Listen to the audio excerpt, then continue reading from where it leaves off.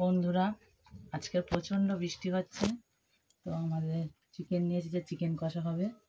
আমি প্রথমে এই পেঁয়াজগুলো, এই আদা, এই রসুন, এগুলো সব ছাড়িয়ে ভালো করে কেটে নিই, তারপর তোমাদেরকে চিকেনটা দেখাচ্ছি। সব কেটে নিয়েছি বন্ধুরা, এই পেঁয়াজগুলো দেখছো, সব পেঁয়াজ কাটা হয়ে গেছে। এইভাবে পেঁয়াজগুলো সব কেটে নিয়েছি, আদা ছাড়িয়ে নিয়েছি, রসুনগুলো ছাড়িয়ে নিয়েছি, আলু সব ছাড়িয়ে নিয়েছি। আলুগুলো বন্ধুরা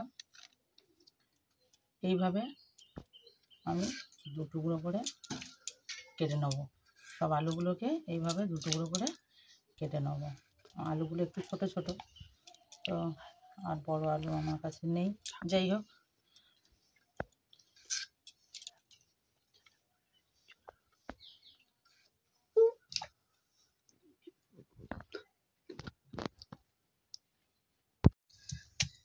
এই বন্ধুরা এই আদাগুলো রসুনগুলো আমি সব শিলনোড়ায় বেটে নিচ্ছি। আমার মিক্সার মেশিন নেই, যাদের আছে বন্ধুরা তারা মিক্সার মেশিনে বেটে নেবে। আমি শিলনোড়াতে বাটি। এইভাবে আদাগুলো থেঁতো করে নিয়ে রসুনগুলো থেঁতো করে নিই।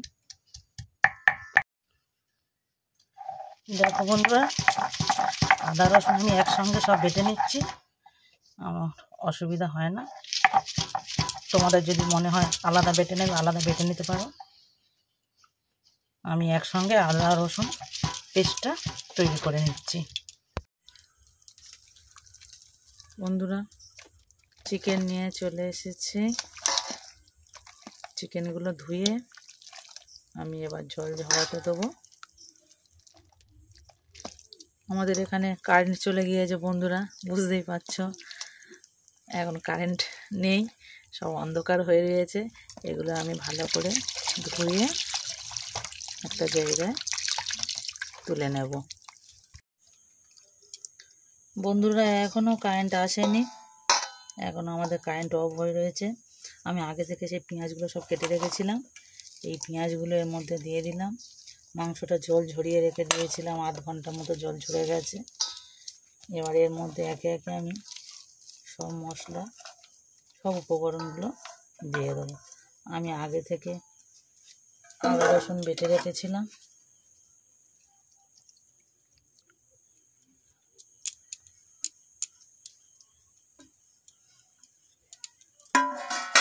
আর বন্ধুরা আমি নুনও দিয়ে দেবো।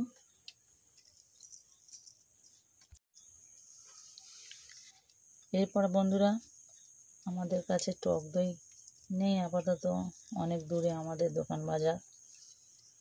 তো আমার কাছে এই পাতিলেবুটা ছিল, এই পাতিলেবুটা দিয়ে দিলাম। পাতিলেবুটা দিলে বন্ধু মাংসটা এত সফটি হয়, খুব ভালো হয়। দিয়ে দিলাম। ও লঙ্কার গুঁড়ো ছিল, এটুকুনি দিলাম।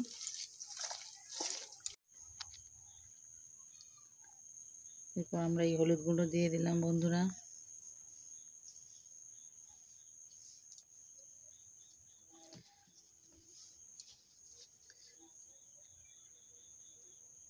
সরষের তেল দিয়ে দিলাম। আমি সব উপকরণগুলো একসঙ্গে মাখিয়ে আধ ঘন্টা রেখে দেবো।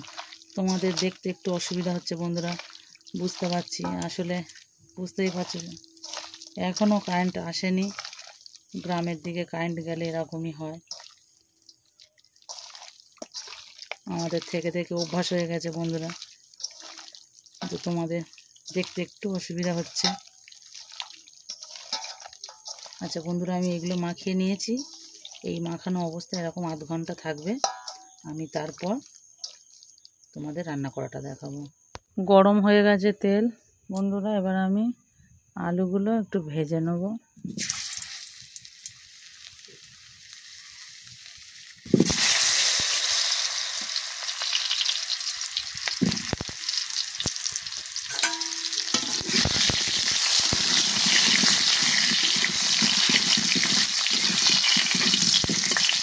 এক পাশে ভাত বসিয়েছি, তোমরা দেখতে পাচ্ছ বন্ধুরা। আর এদিকে মাংসের আলুগুলো লাল লাল করে ভেজে নেব।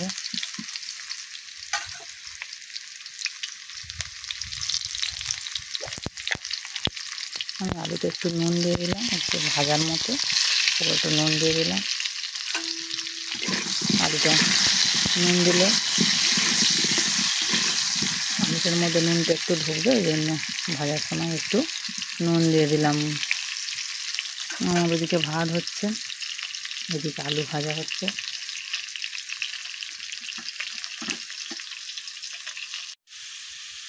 দেখো বন্ধুরা, আলু লাল লাল করে ভাজা হয়ে গেছে, দেখতে পাচ্ছ কতটা লাল হয়েছে।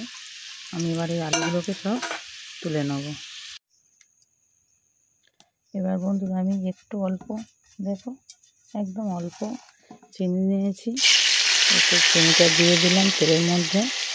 তো বন্ধুরা চিনিটা দিলে তরকারিটার কালার খুব সুন্দর আসে আর টেস্টটাও ভালো হয়। এটা তোমরা চাইলে দিতে পারো, না চাইলে নাও দিতে পারো। এরপর আমি চিকেনগুলোকে দিয়ে দিচ্ছি এর উপরে।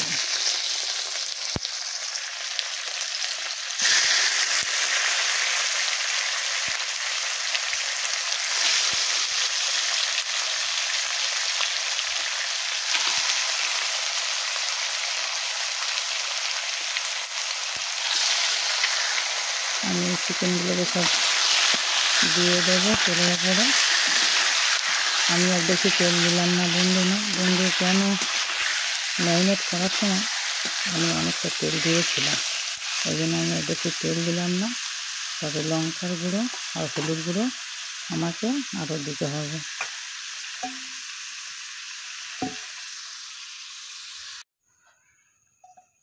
বন্ধুরা এই লঙ্কার গুঁড়ো হলুদ গুঁড়ো নিয়েছি, এগুলো সবই লাগবে, এগুলো সব দিয়ে দিলাম। আমি দিয়ে এবার ভালো করে এটা কষবো। দেখো বন্ধুরা, মাংস অনেকক্ষণ ধরে কষছি, প্রায় 15 মিনিট ধরে।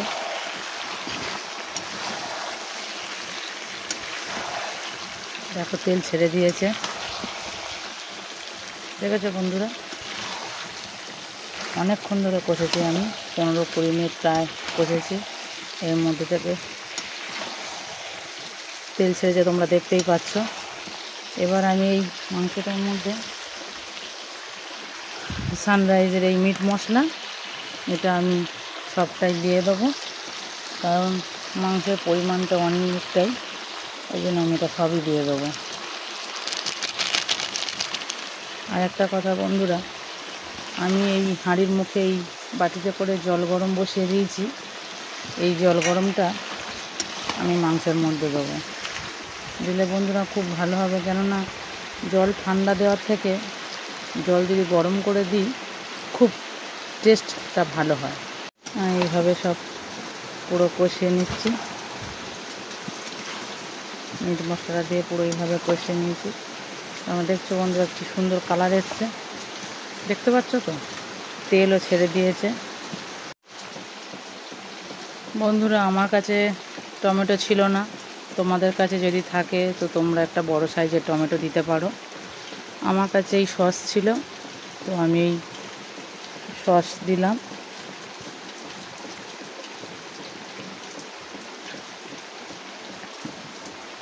টমেটো দিলে বেশি টেস্ট হতো, তো বাট আমার কাছে এখন নেই, ওই জন্য আমি এই সসটা দিলাম।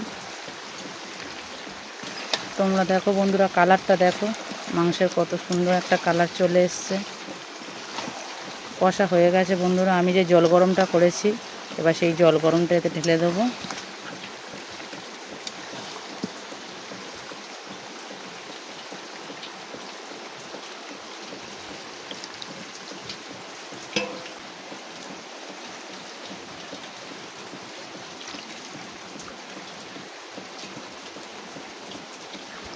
দেখো বন্ধুরা, আমি জল গরমটা ঢেলে দিয়েছি।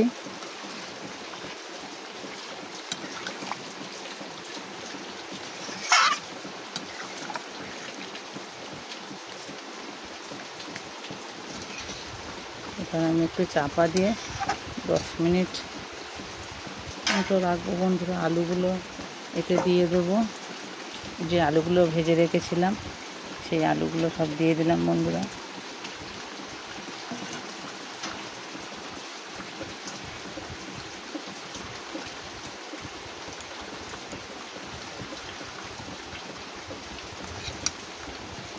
তোমরাই দেখো বন্ধুরা কত সুন্দর কালার এসছে।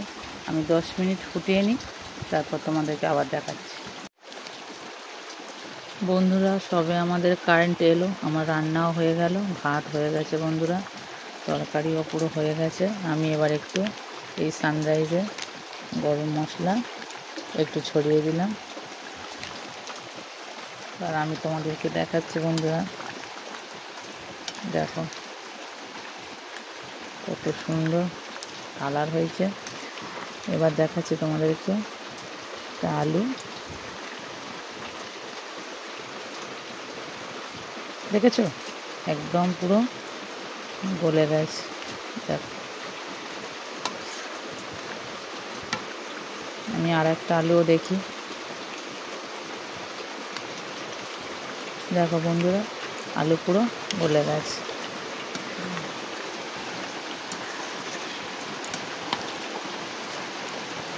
রান্না হয়ে গেছে, মাংস পুরো রেডি, এবার আমি নামিয়ে নেব। দেখুন বন্ধুরা হয়ে গেছে আমার মাংস রান্না, দেখছো কত সুন্দর কালার এসছে, বুঝতেই পারছো আমি বেশি ঝোল করি, মাখামাখাই হয়েছে।